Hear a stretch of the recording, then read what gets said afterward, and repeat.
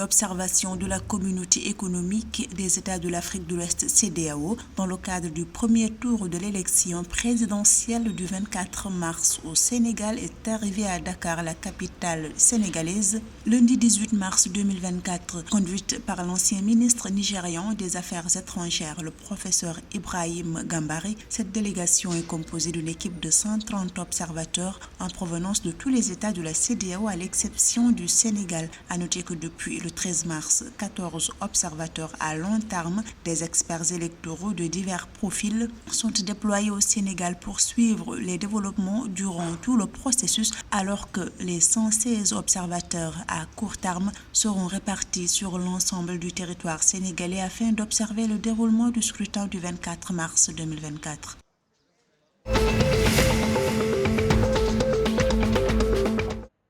Les banques commerciales de l'Union économique monétaire ouest-africaine UEMOA font face à des pressions sur leurs avoirs extérieurs selon les données de la Banque centrale des États de l'Afrique de l'Ouest BCEAO. Ainsi, ces établissements bancaires ont presque chaque mois payé davantage de factures extérieures qu'elles n'ont reçu de paiement sur 12 mois de conjoncture mensuelle entre 2023 et 2024. Cette situation a entraîné une détérioration lente mais continue de la liquidité du secteur bancaire de l'UEMOA.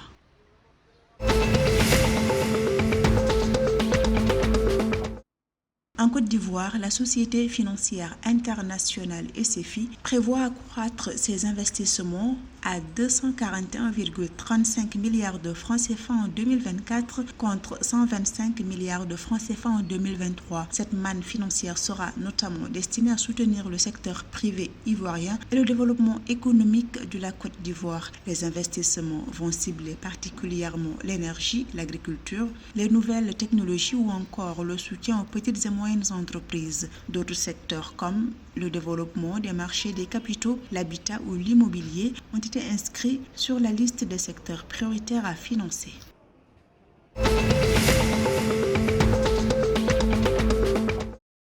Savannah Petroleum a annoncé mardi 19 mars 2024 avoir racheté une participation de 49% de ses partenaires dans un champ pétrolifère du sud du Nigeria. Cette acquisition est pour un montant total de 61,5 millions de dollars. Selon la compagnie pétrolière et gazière britannique, l'opération serait financée par une dette arrangée par la Standard Bank of South Africa.